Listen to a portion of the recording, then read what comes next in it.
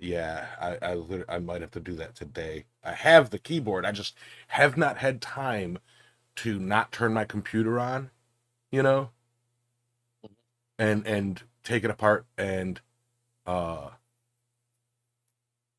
oh shit, we're live. Yeah. Yeah, no. I okay. I forgot. Hello, everybody. Welcome. Yeah, no. I was setting stuff up and I forgot with OBS. If you press enter, even if you're not on the OBS screen, you're live. Like it transitions and it's like, oh, come on. Yep, we're live. Sorry, everybody. We are live a minute early. My bad. Hello. Okay.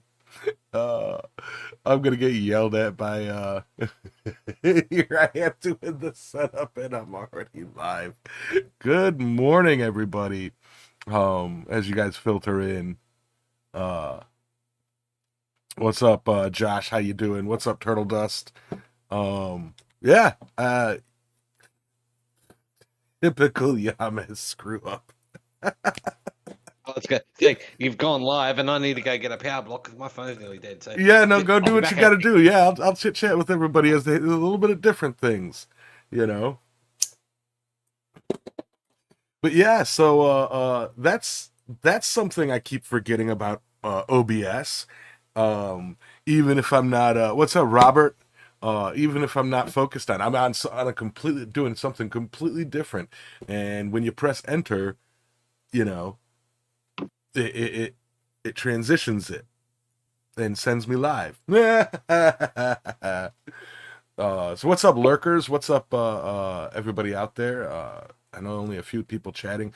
I gotta say, while the others are getting ready, something I noticed. You know, like Saturdays and Sundays are getting like really, really lazy days. Like even in my the Descent chat for my D&D stuff, it's like weekends have been kind of like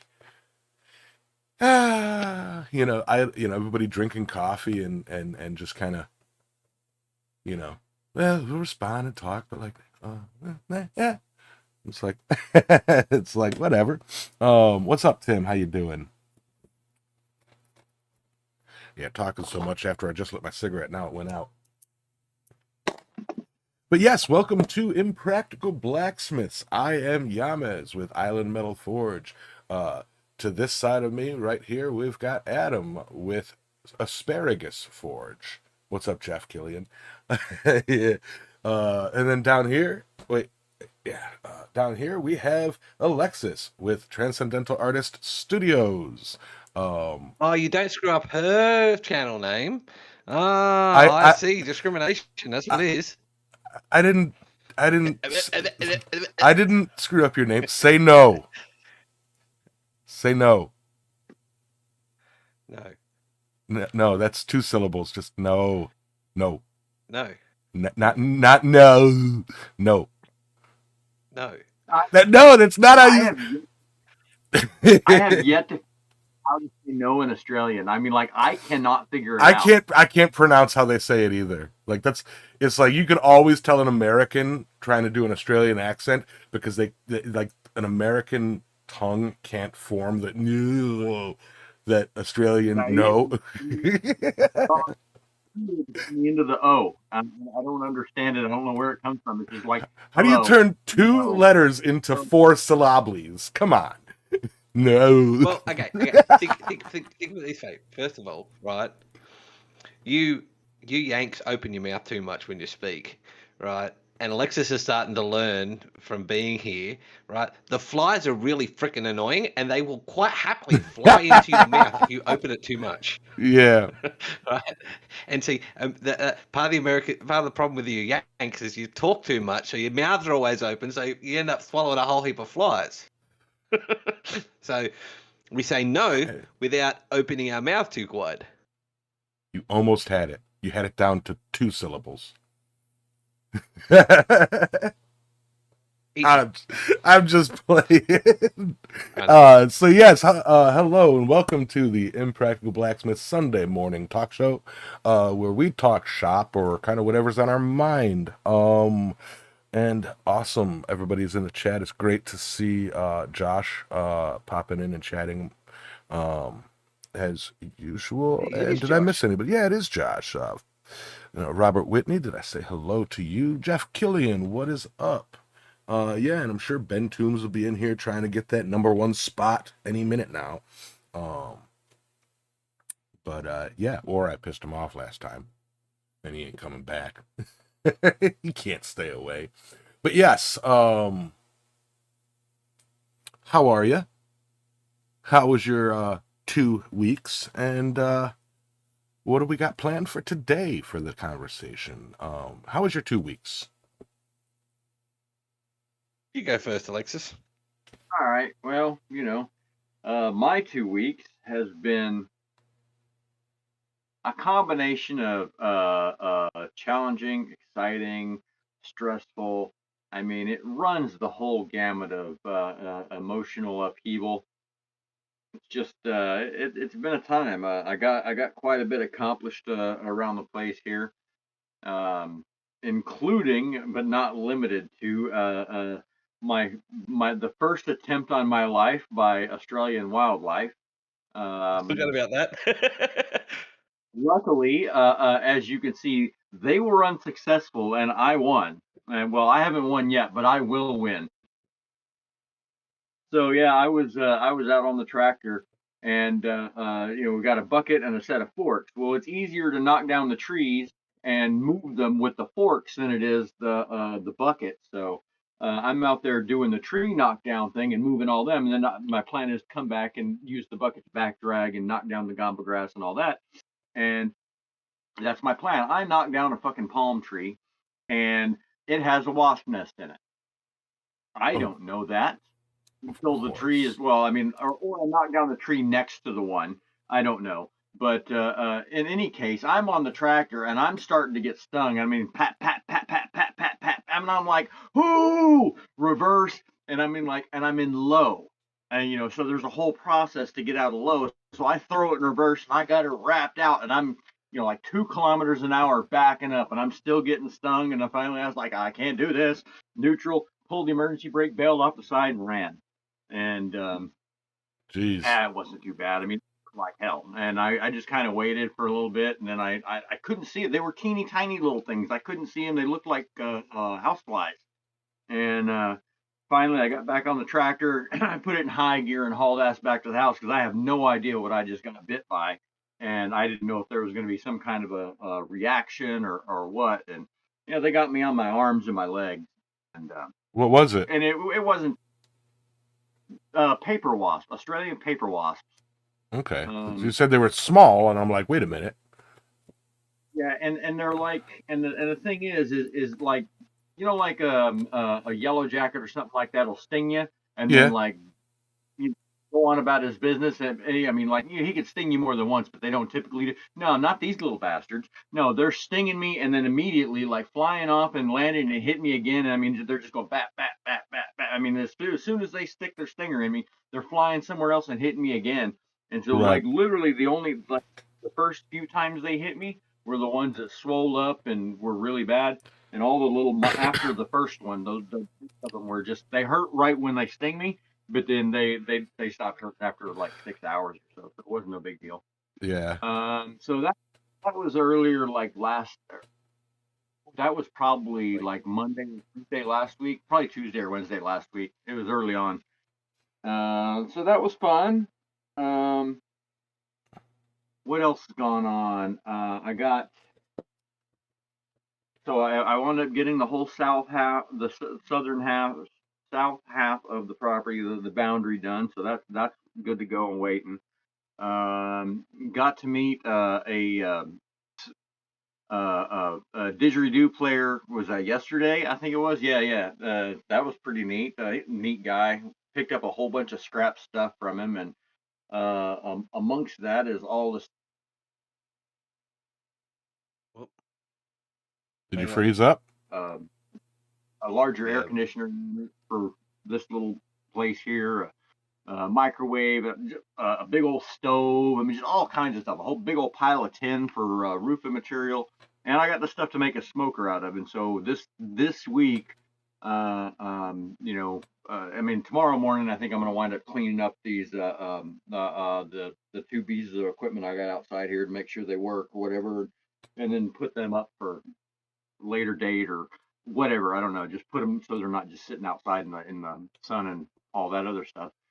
Right, right, Um, and then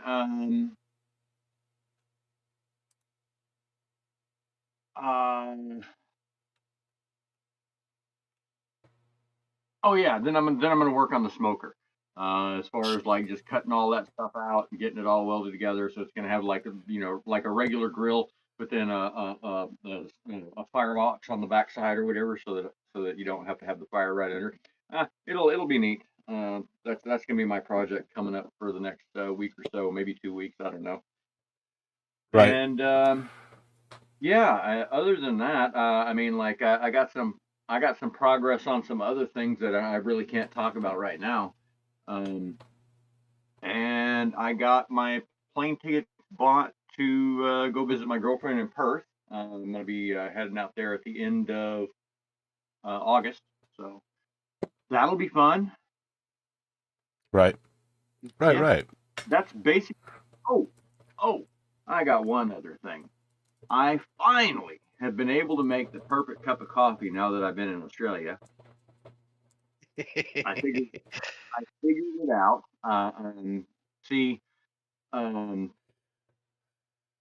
they don't have coffee creamer here, and so I had to make my own coffee creamer. So I had ordered a jar of cream, and so I pour in some cream, pour in some milk, like 50-50, like like half and half, and then add some vanilla and add a little bit of sugar, a little bit of honey, shake it up, and then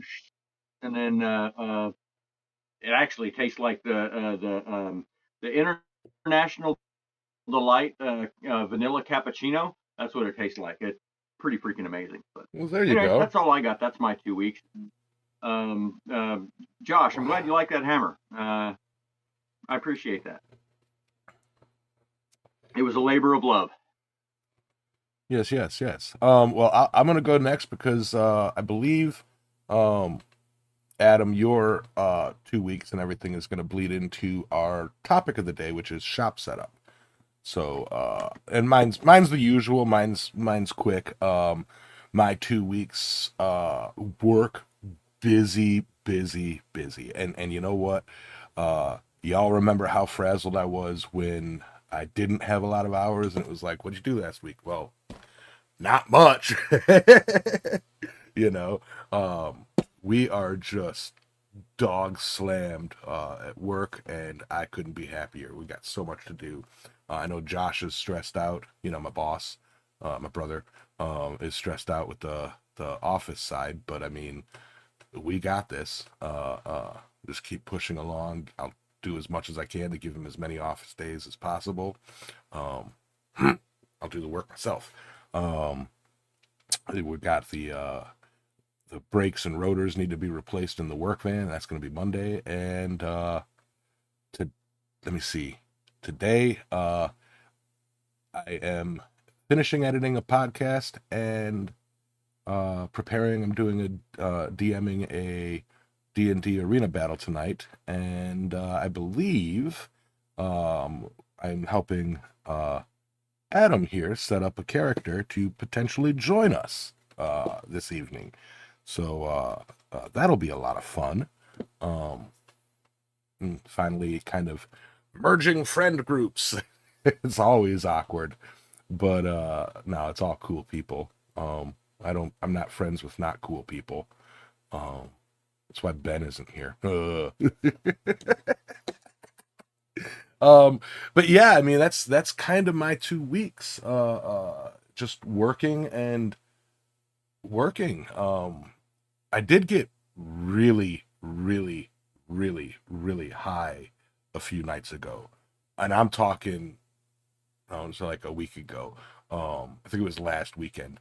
Um, you had that last spliff of the night, and it's like I'm like sitting. I set it down and just sitting on the couch, and everything started buzzing, and I'm like, all right, I'm going to bed. I got up, went went to the bathroom before going to bed, and I'm sitting there, and I'm just like, I just go, "Ugh," and start tweaking out, and I'm like, yes, I am way too high for this shit. No pun intended. It was great. It was fun.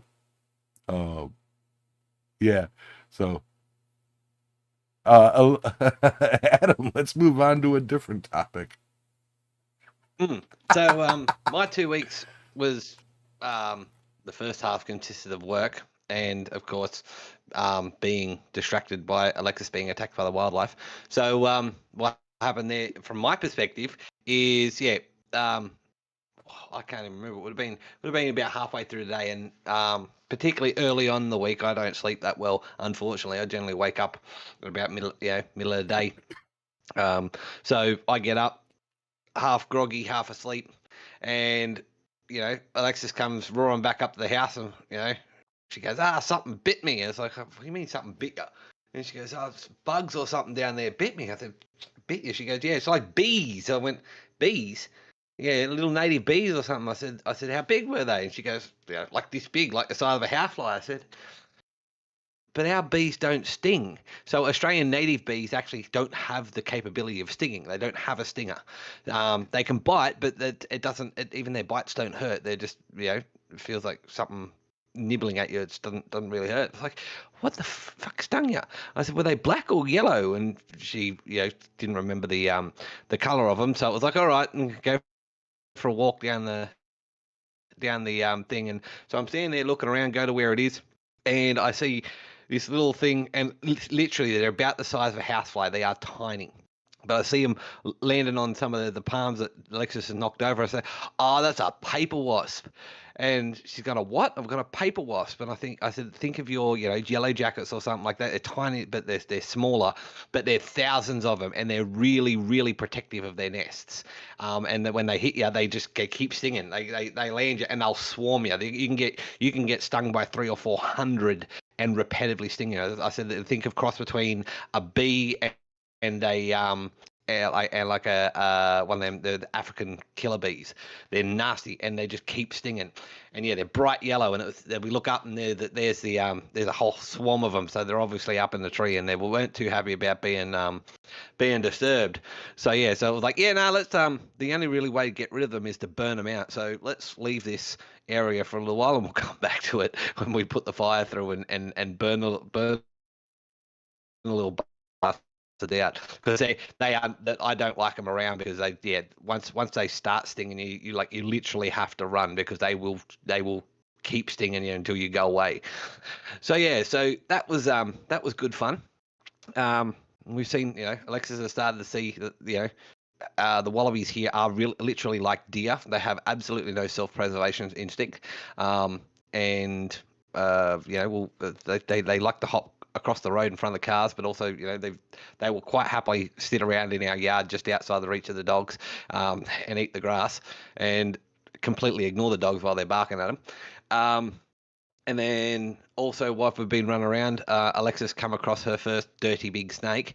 It was a dead one on the road, and it's laying across 3/4 of the road. And she goes, "What's that?" And I said, "Oh, it's a dead snake." As I swerve into the other lane to go around it, because it would have been like hitting a speed bump. And so that was. She goes, "Was that like a boa?" I was like, "No, that's just a native python." And I said, there's some of them big enough to take wallabies and kangaroos, and so they're the size of a 4 or 5 year old child. So yeah, no. So it had obviously been hit by a car or a truck at some stage, so it was voluntarily dead, but it was a big girl, big old one. But yeah, so there was that, and then on the week off, it's been so start of the week I was actually house sitting a friend's place. They had to travel into state, unfortunately, and so I went and spent a couple of days there. So it was mainly for me, it was mainly just doing some stock for markets and stuff like that. I was making up, putting leather thonging and stuff like that on necklaces and whatnot.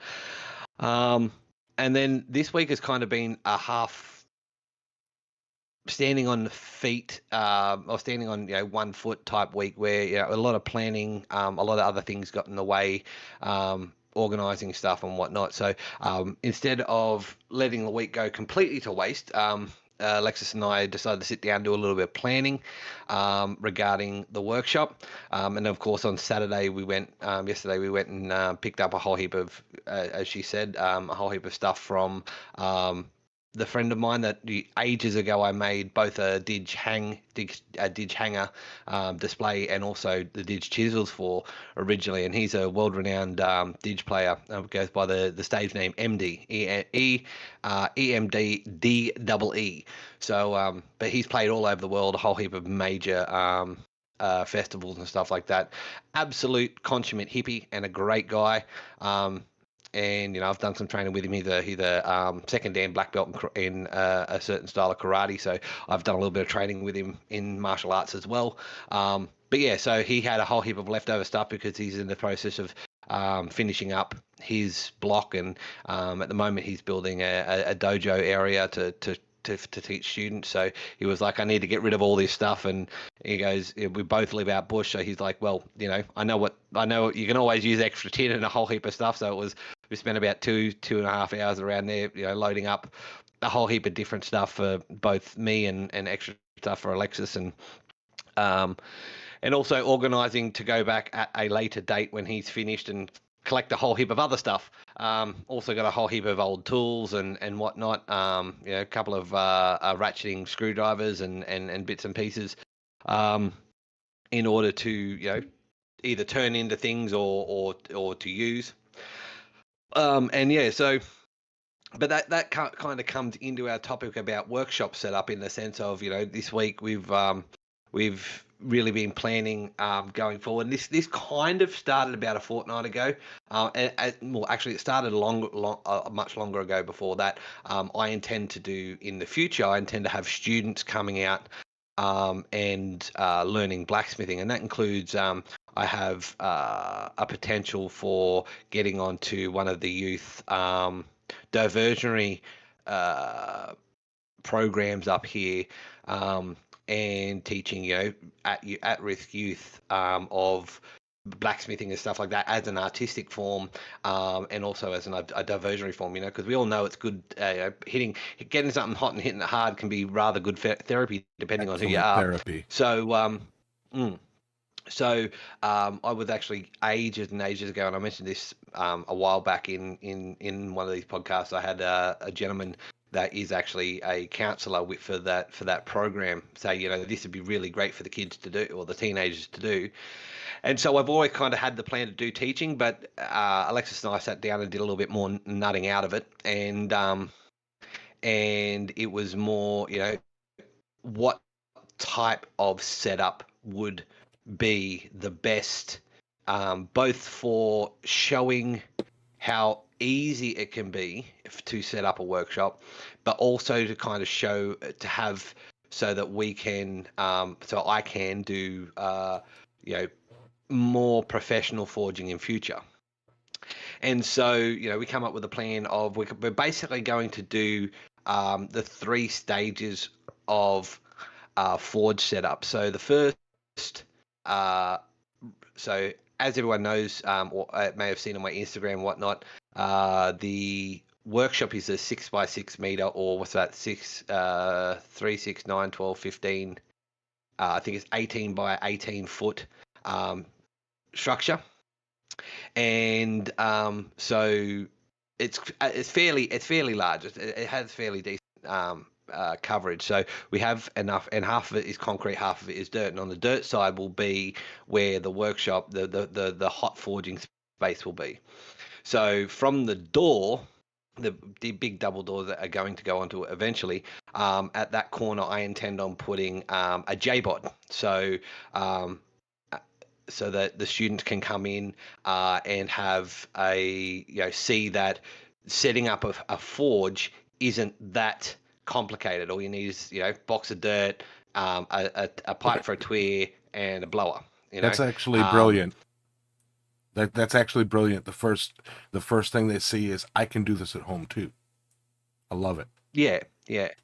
And then so in the middle section, so about 3 meters in ish, so 9 odd foot from the doorway, we'll have a brake rotor forge. So a forging area, flat sheet of steel with a brake rotor in it, and bottom blast, and the forging table, and then of course in between those two, halfway between those two forges, and then out a little bit is where I'll actually have the permanent home for Tiny, so that so A, it's a teaching anvil. B, it's also that I can do this at home because it's a home built anvil.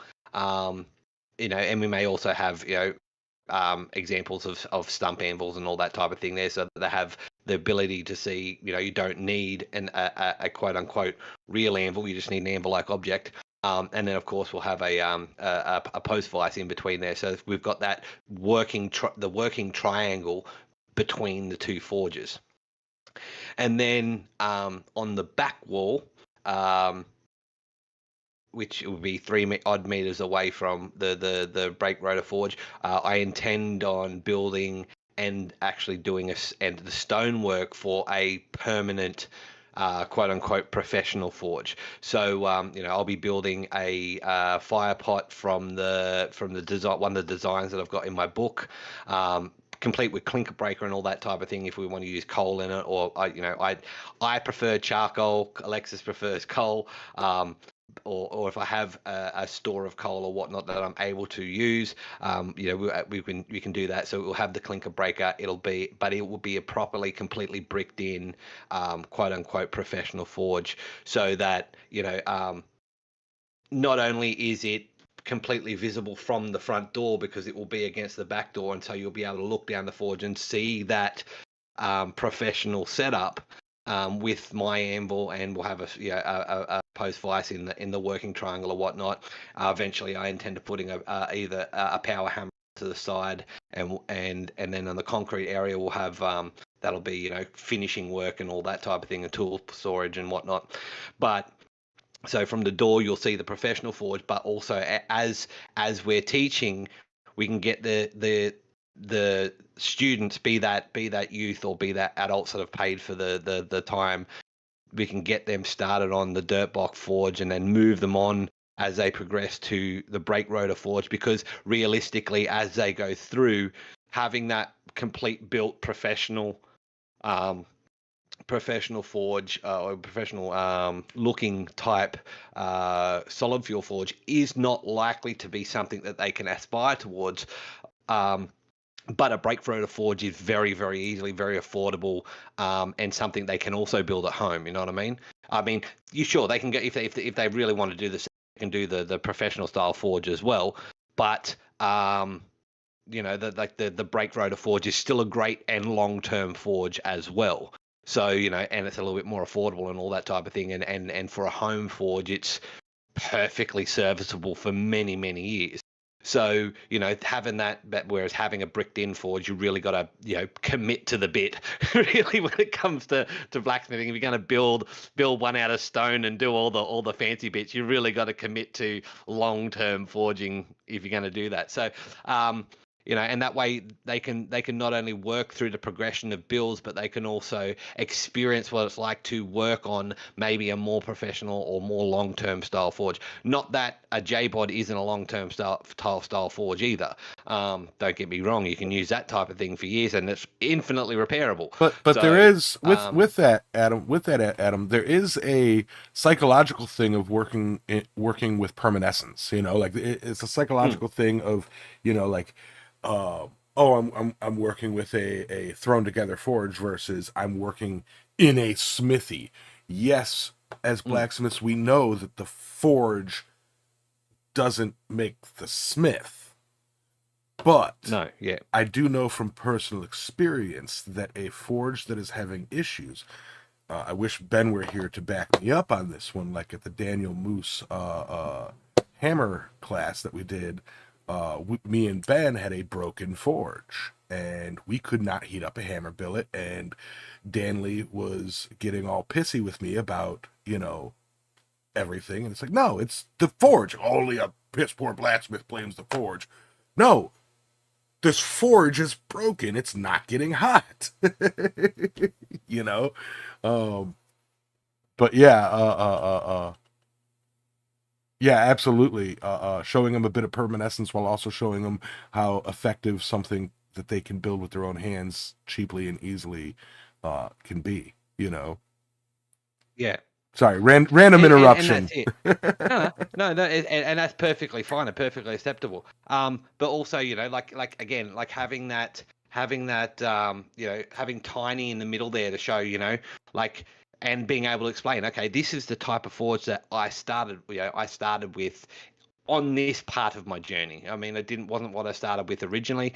But again, I can have a stump vise, a stump anvil, which basically is equivalent to what I started with. I started with an old gold stamp, which was a little bit more mass, but but also show that you can do a lot of work on a anvil-like object, and Yes. then move on to and then particularly once they're decent at striking and stuff like that, and their hammer control is good, then I can move them on to working at my anvil, because I know they're not going to destroy the face too much. But also by having the Tiny there, and all by having the stump anvils there and whatnot, I can allow the work at the dirt box forge and allow the work at the brake rotor forge, and I can be working at the professional looking forge and demonstrating and going along whilst they watch, and then they can replicate it at their forges. But I can also have the ability to go to their forges and show them that the quality of the forge does, like you were just saying, does not make the smith. Mm-hmm. You can work. I can do just as good work in a dirt box forge as I can in a professional. It's not it's not the quality of the forge; it's the quality of the smith. And yeah, go ahead, Alexis. Oh, I was just thinking, you're talking about, the progressing to the better anvils or whatever, and I was just thinking, because I mean, ideally my equipment will be here eventually, and I was just thinking, ting, wait, hold up, did I just hear somebody mishit on my Holland? I mean, like, and Exactly. yeah, no, I mean, and I got to thinking, it's like, it might not be a bad idea just to make some mild steel hammers, some soft face hammers for students, so that, I mean, it's nothing to take a flat disc to them and get them all nice and smooth at the beginning of the day, and then for if they're mishitting, it's not denting an anvil because the hammer happens to be harder than the anvil face. You know what I mean? Something I hadn't really considered until I mean, I just thought of that just now. It's like, wait a minute, I don't know. Maybe it's something worth pursuing. Maybe it's not. I mean, I don't know. I know personally my 3 pound my Danley Moss hammer class hammer has put a dent or two or 5 or 6 in my Holland anvil because it happens to be just a little bit harder than the Rockwell of the anvil face. Yeah, exactly. But yeah, so but also like it's also comes down to that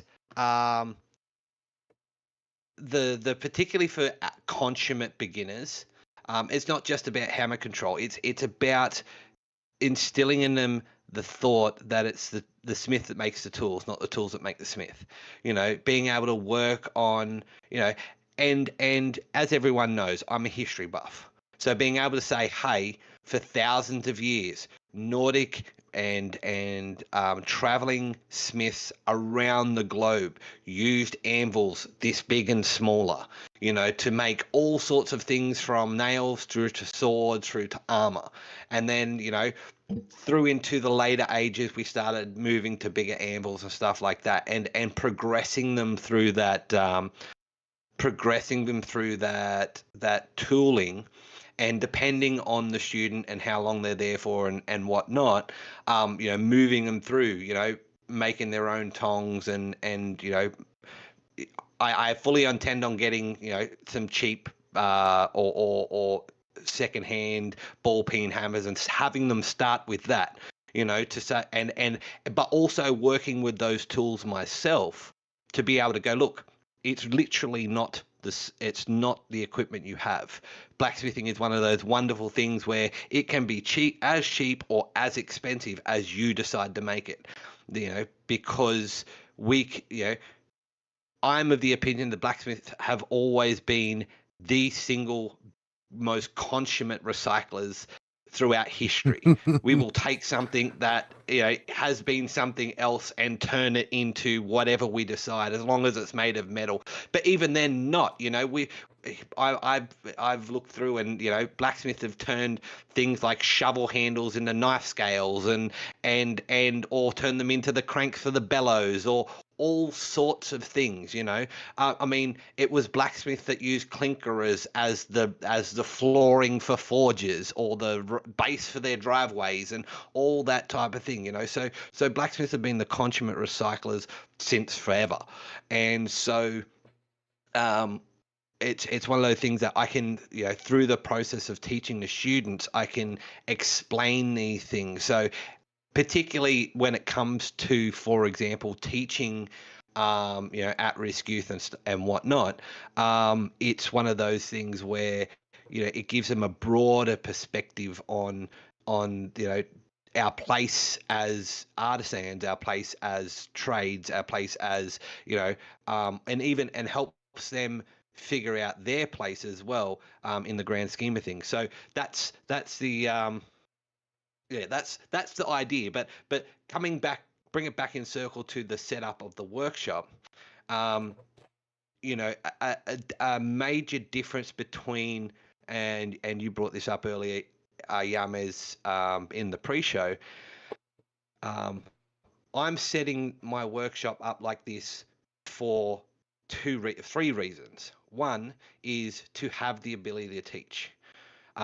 Two is because I'm setting it up so that I can have visiting smiths, like Alexis or whoever decides to come around. Because if Alexis has now helped me clear the area, I've got a very large area workshop where I can have people come and camp, and we can have like a hammer in where people can come from all over and actually camp at my block. I intend on putting an ablutions block down there and everything like that in the future, so people can come and camp, and we can hang out in the forge and do a heap of forging all through the day and night. And having multiple forges there assists in that as well. And the third reason is because I am a registered business, and I do get commissions and all sorts of things. So, and that's everything from artisanal work, historical repairs and reproduction, through to knife making and stuff like that. I mean, Alexis was there when I was at the demonstration, where I was quite literally fixing armor on the spot. Yeah. So I sometimes get that type of thing too, where one of my club mates will go, can you fix this, whatever? And so I've got to be able to have the ability to do that. So I've got to set it up in such a way that makes sense of not only having students and having visitors, but still being a production forge. So and so with my professional, looking stoned up one and whatnot, I've got to have the ability to have a gas forge there as well, and have somewhere to put the gas bottle and all. With the chimney, particularly because of the region I live in, I've got to have spark arresters to make sure that I don't set the gamba grass on fire, because I gave a demonstration to Alexis the other day about just how hot and fast that shit burns. So yeah. But Alexis, do you have anything else to throw in? No, not really. I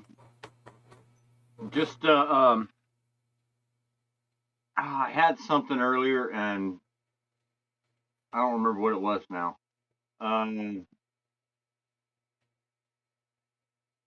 I hate it when that happens. Nope.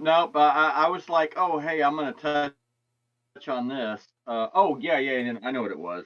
I'm actually really excited to get get started on building the forges. I mean, like, it's not going to be that hard. I've built a brake rotor forge. I mean, I left one in my shop in Texas. It's still there and still working, and um, I'm excited to do it again, except a little bit better because the last time I just welded a couple 55-gallon drums together with a bass and a hood and a brake drum and got some piping from the auto parts store, and there, boom, bought your uncle, you got a forge. Um, yeah, definitely gonna do a better job at that this time with the whole tray and everything else. I think it'll be fun.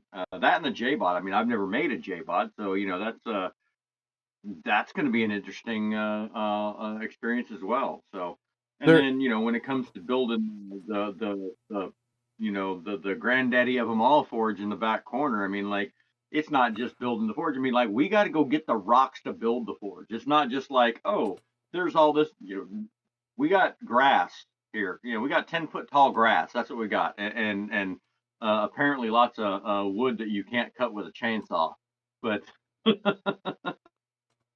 so we got to go get the rocks. That's gonna be. I mean, I like rocks, so that's gonna be fun. yeah, I'm gonna spend more time than loading rocks. So But yeah. it'll be I awesome. mean, to add to that, Alexis the other day did an experiment with so people would have seen on posts and on Instagram from my posts and all that type of thing, the massive giant ant mounds, the termite mounds that we have here, and those are made of a mixture of clay and, of course, the termite vomit, whatever. So Alexis actually did an experiment with mixing that with a bit of water and sticking some stuff together, and it's really makes really fantastic mortar. And I know from my historical studies up here that it also is a really, really great insulator.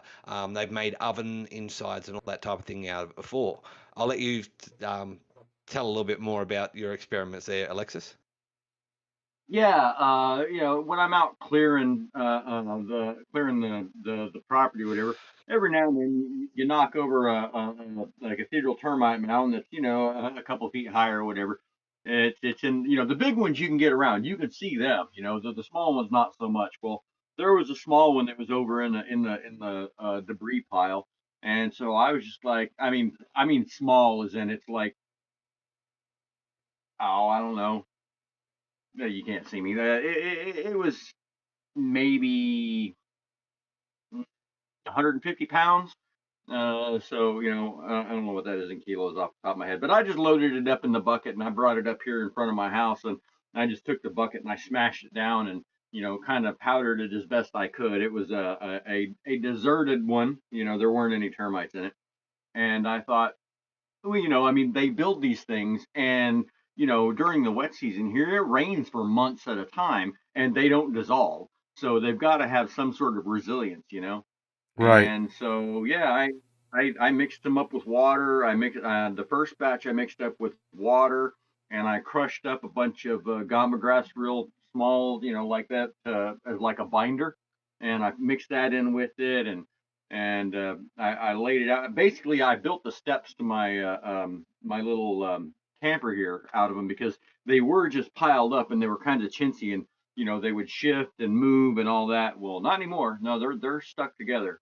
What I'd originally tried was I just took two of those bricks and I stuck them together with that mud, and basically it's kind of like adobe. Uh, so far, anyways. Once it's dried, you can't like take the hose and wash it away. It's pretty much stuck there, and so it makes a really good mortar. I was surprised. Well, I wasn't really surprised. I mean, like, I was like, hey, this might do something cool, and it does. It works really good as mortar. So we've got piles and piles of it. My only complaint with it, though, is I don't know what secretions the termites use to make the mud, but when you mix it up, it literally just smells like poo. Like, you mix up this bucket and it's this dark brown muddy mess in there. I mean, not like liquid, but mortar consistency, concrete consistency, and it just smells like poo. And it's just like, oh man, but whatever. Just Have slap it on there, smooth it out, Have you tried smooth it heating it out. up, and have you tried heating it up to smell it? No, but I am going to try to heat it up and see if it'll porcelainize, like Yeah. like clay pottery or. Right. we are. I am gonna see if it'll harden up in a fire, because I'm curious about that too.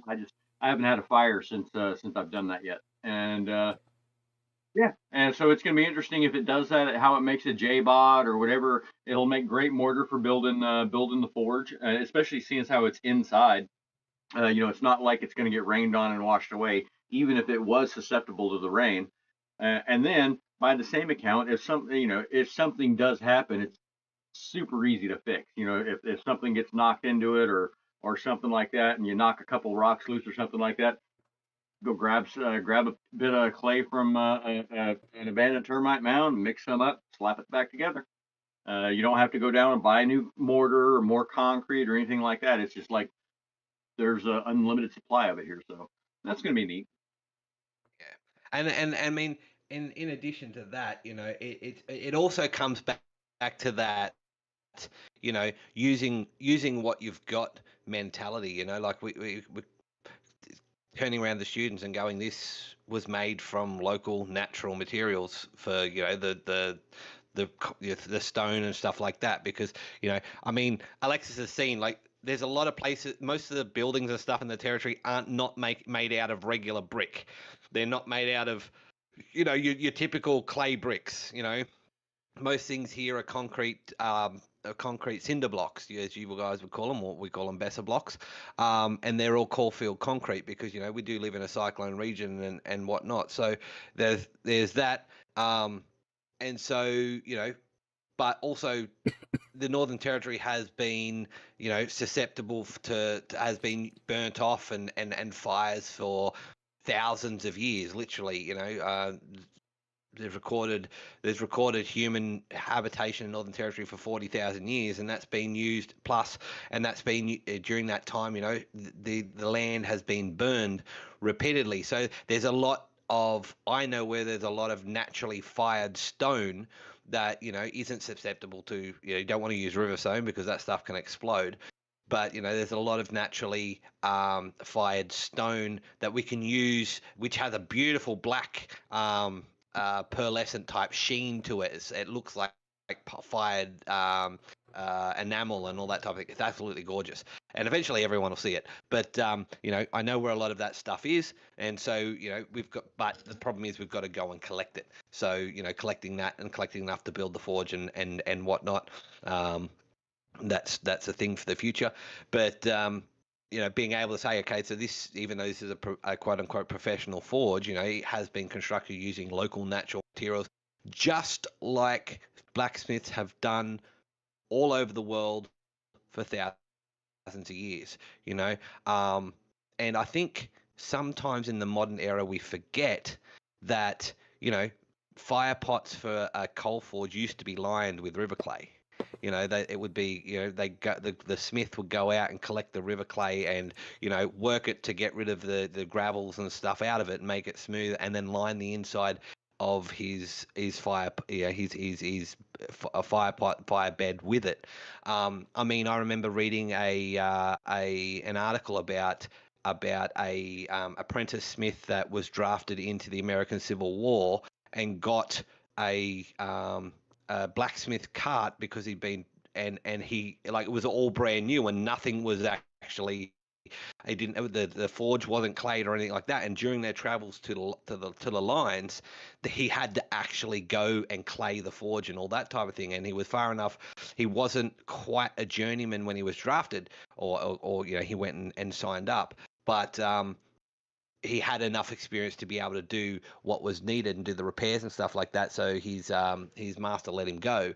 And so, that was part of basically him becoming a journeyman, and was to go and clay the forge and all that type of thing because it was necessity, and I think in this modern day, sometimes we forget that, we have the ability to do that even with all the modern materials. We have modern fire cement and all that type of thing, and fire blankets, and we've got modern fire bricks where people use that to line their forges and all that type of thing. And that is a luxury that we have today, but it's not a necessity that we need. So we can do our art with very little outlay, If we need to, and yeah. make the most of it. Yeah, exactly. You know, Well, I mean, most of us here in the chat, and particularly us three presenters, you know, we know that we can go out and, you know, if we had to drop everything and go somewhere, a hole in the ground, you know, at worst a lump of granite and a hammer and yeah, some steel to work with, and we could build everything we need eventually. yeah. I mean, and as for air sources, I know we've talked about air sources before. You know, like, I mean, we've talked about a forge that was set at the base of a mountain or something, or a base of a cliff, where it used naturally aspirated air moving through a crack in the cliff that got so hot that they had to put diverters into it, just with natural airflow, no effort tweer basically. All the way to, you know, like the goats, the bladder sacks in the ground, where, you know, literally digging holes in the ground and connecting them, and then just, you know, leather sacks go pump pump pump, you know, you know, for that exactly, you know, and anything we need to get started can be found pretty much anywhere, you know. Yeah, but exactly. but yeah, I will say something to that effect too. um when you're building a forge or setting up your smithy, you know, with a lot of the older technologies, you know, like making the J-bods or making the you know, like homemade Adobe and stuff like that, the ben it goes back to that permanescence thing that I brought up.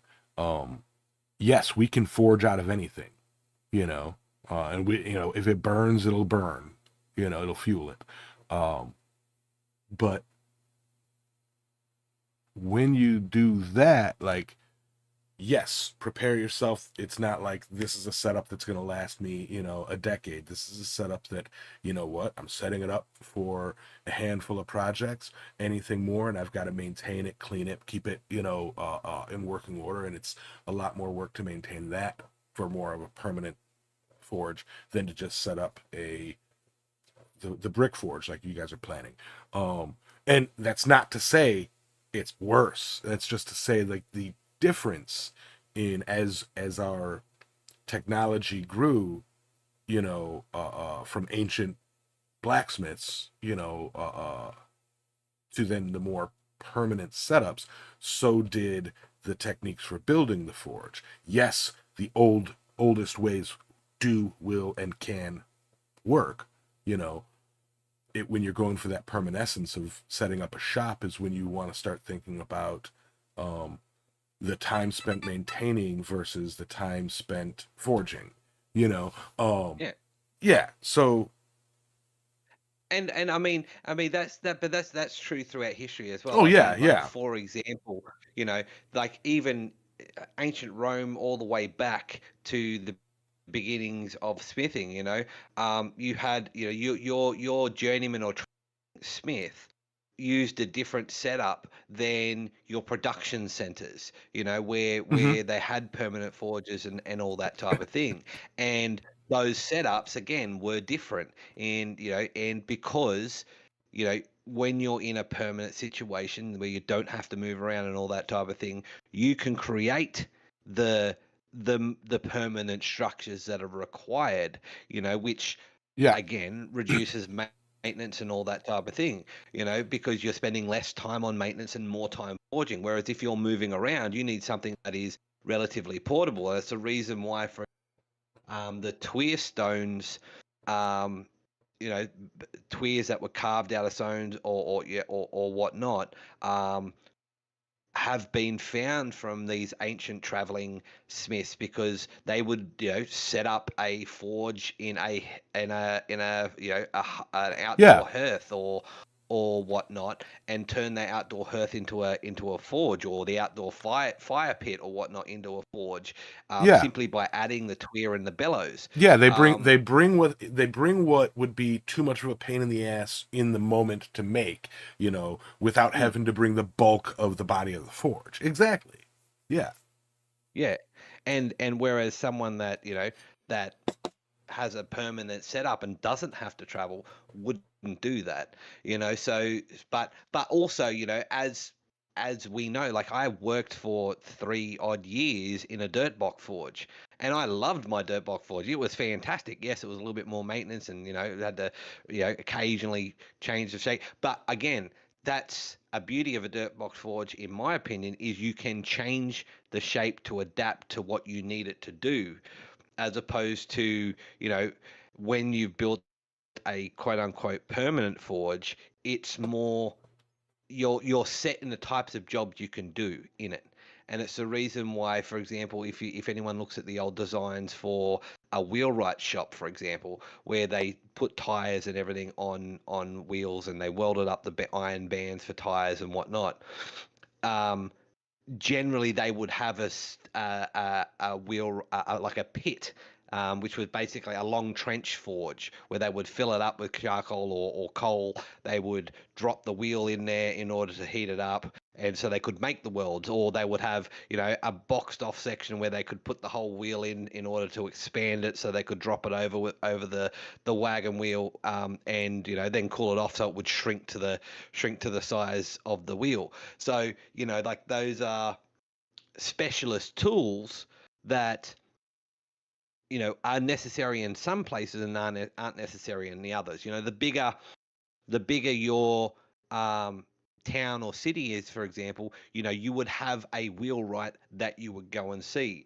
In small towns, these things had to be kind of merged, like a Swiss Army knife. You know, that their forges would have the forge at the front and then these boxes or whatnot for the wheels in the back, and they weren't the most efficient at these jobs, but they were, you know, they were efficient enough because this smith serviced, you know, 1,000 square miles, and everyone went to that smith because it was way outside the city, you know. So again, you know, adapting to the needs of the smith in the region. Now, that's not something we're going to have in my workshop, because I don't ever envision ever having to do putting a tire on a wagon wheel, but you know, it is what it is. You never So, know.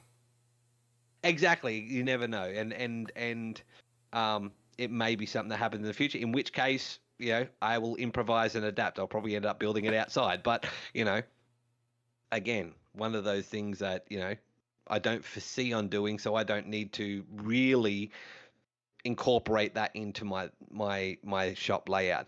Now, that being said, many years ago, I did a competition for Design My Forge for when I moved to this block, and I was looking at building my workshop. And I still remember that video, and I still remember, you know, I have to go back and remember the actual winner of it. But I did say that I'd do updates and all that type of thing.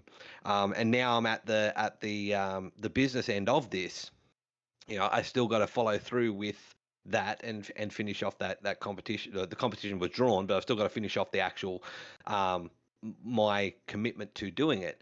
So I also have to take into account the designs of the winner, which I have, because of the extra bits that we're adding to the workshop. You know, the design was that there was actually a separate section for woodworking section, all that type of thing, which, as Alexis knows, I actually have 2 shipping containers, which I intend on putting down the outside of my workshop, and then having some so not lean-to roofs, but some skillion roofs coming off the top, so that it's covered. So I'll actually have that extra workspace to be able to incorporate the original winners' designs into the workshop. So a little bit of a throwback to my old videos, but yeah.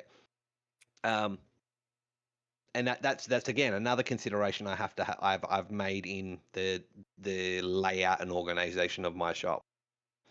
Yeah. So, Yeah. Brings us to a nice point for final thoughts too, because yeah, I take that. I would love to have 2 shipping containers. I could do a ton with 2 shipping containers, you know. And the ability to move them around my place. But yeah. but yeah, maybe I'll knock down my garage and get 2 shipping containers and put them side by side instead of that. uh, but yeah, um, yeah. I guess my final thoughts would be that like, God, I kind of want 2 shipping containers now. I'm gonna have to look into that. But Well, one of the best thing about one of the shipping containers is it actually has the ability. It's already got the cutout for an air conditioner, so we'll actually have one of the shipping containers will be an air conditioned office for all the editing, and because once I get all this sorted out, we're going to have internet there, so we'll be able to do live streams from there. I'll be able to do long form content videos from there again, and all sorts of cool stuff. I got a lot of ideas and a lot of cool plans. So it's like, yeah, really, yeah, really looking forward to it.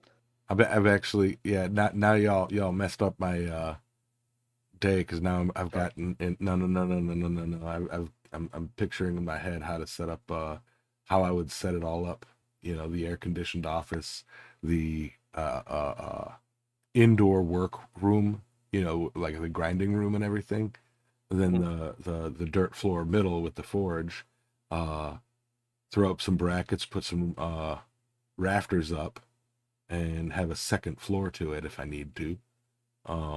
But to cover the central area, and then I could get an AC system and run a box soffit between the two